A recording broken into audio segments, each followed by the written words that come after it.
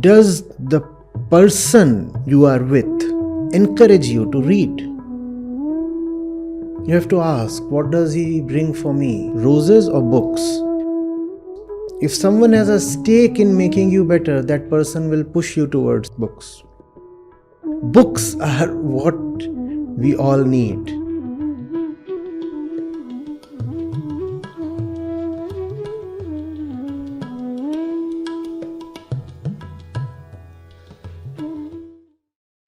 Thank you, sir, for coming here and enlightening us with all your knowledge that you have shared. Uh, I have two small questions. I have written this so that I can deliver that clearly. My question is, sir, I have listened from multiple sources that we should not chase our happiness because happiness is already within us. So, my first question is this right? And the another question is, if this is right, sir, then what's the purpose of doing our work? Like a person wants to become a doctor because after becoming he will be able to serve the society and he will feel better after that. But if I am already happy, if I am already powerful, then what's the motivation behind doing our work? So these are my two Good, questions. good, good. Both questions are useful.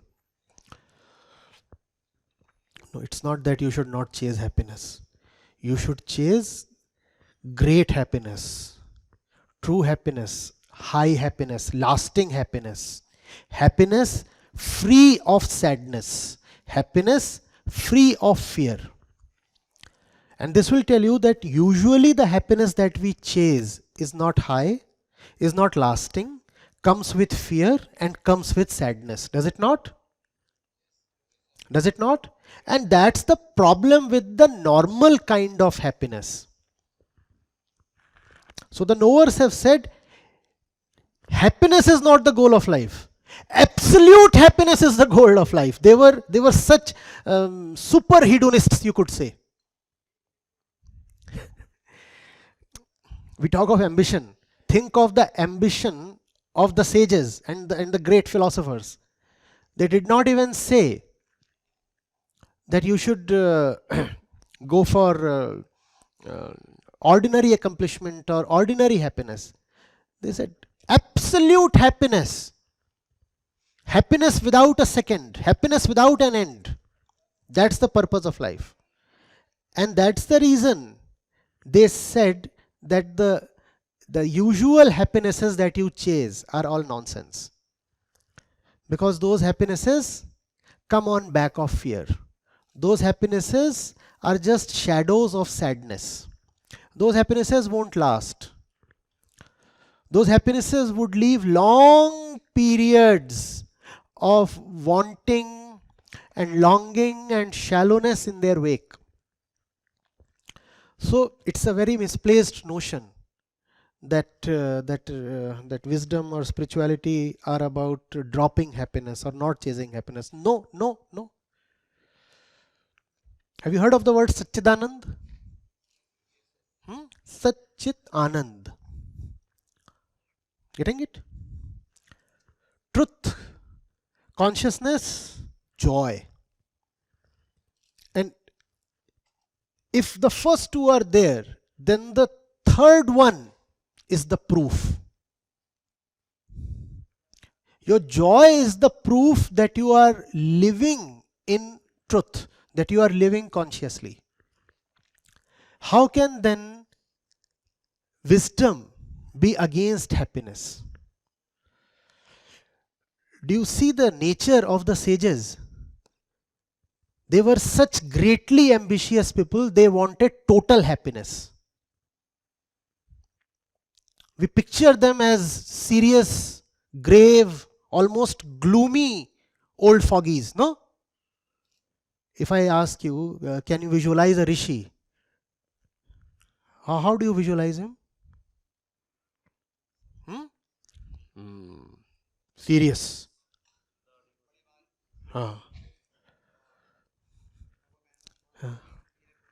And if you are not told that he is a sage, you will say, oh, he is some homeless destitute.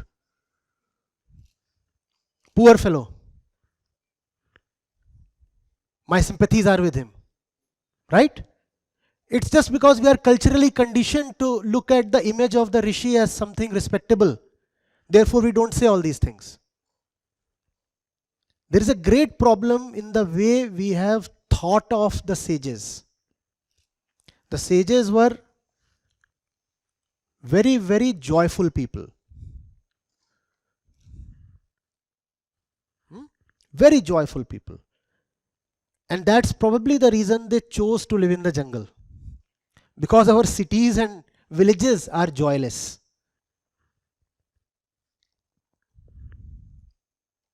Getting it? And if you exhibit joy to joyless people, they get very frustrated, even violent.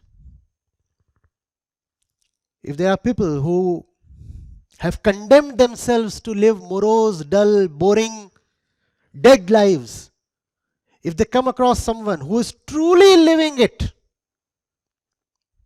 as they say, king size, he gets very frustrated and envious and therefore violent. So the sages said, no. We would rather retreat to the jungles. And in the jungles, they could freely exhibit their joy. Now this joy is such a superior kind of happiness that you cannot very easily visualize it. If happiness, in your opinion, consists of laughing or is expressed through laughter, then joy does not mean a guffaw. You'll say when you are ordinarily laughing, then you stretch these 2 points by half an inch, and in joy obviously the stretch extends to 2 inches. No. Which basically means that joy is not in the same plane as happiness. Joy is not a linear extension of happiness. Joy is a dimension different from happiness. You cannot say 2 units of excitement is happiness and 5 units of excitement is joy. No. Happiness, if it lies on the x-axis, joy lies on the y-axis. It's a separate dimension. Right? So the purpose of life is total happiness. Total happiness. Think of your happinesses now. Are they total? If they are not total, don't stick to them. Search for something higher. Search for something that won't abate. Search for something that is not dependent on others or conditions. If he smiles, I'll be happy. But it's not necessary that he'll smile irrespective of how hard you work for him. Right? If I get the right results, I'll be happy. But the results are not and never totally in your control. Are you getting it? Huh? So the more you start seeing that our happinesses are all conditional, finite, infested with sadness, infested with suspicion, the more you become capable of joy. It's just that in the beginning it might be a little frustrating, even depressing, because we are conditioned to happiness, and when that normal happiness is taken away, there is frustration. You'll have to pass through that period of frustration. That's the answer to your first part. The second part, he said, but if you are already happy, why would you work? You would work because you are happy. Now that's again beyond your conception, because so far probably you have worked only because you wanted something, correct? Which means your incompletion makes you work, correct? I don't have something, so I work to attain that thing, right? So my feeling of incompleteness becomes my engine, my driver, my fuel, right? So it becomes very difficult for us to imagine how is it possible to work even if fully satisfied. Yes, now a superior quality of work happens. When you do not work to gain satisfaction, when you work because you already have satisfaction, then the quality of work is something worth watching. It is that quality of work that is called Nishkam Karma as well. That is the only thing worth doing. Not working to attain something. Working because I have something.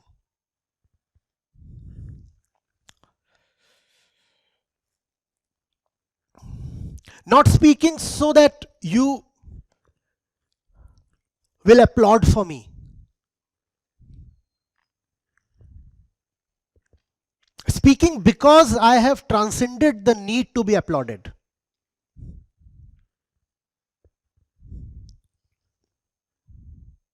Do you understand this? Dancing not because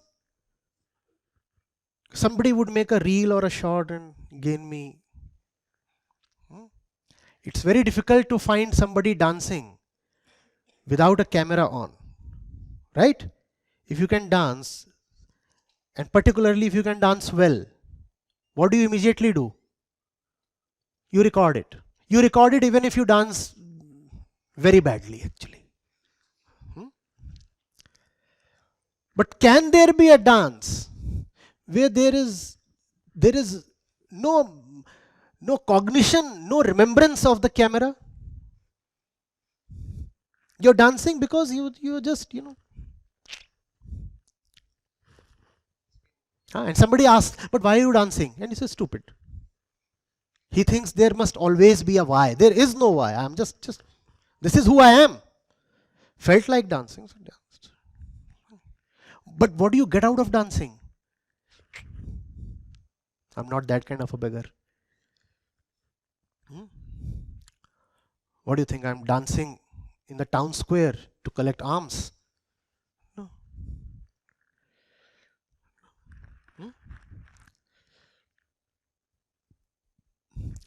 Start practicing this thing. Start doing things from which you get nothing. And slowly you will develop some taste. Better still if you start doing things where you not only get nothing but actually lose something. It will appear bitter, almost intolerable in the beginning. Slowly you will start saying, but there is a strange kind of pleasure in this. I'm loving it. Happens with practice. Happens with practice.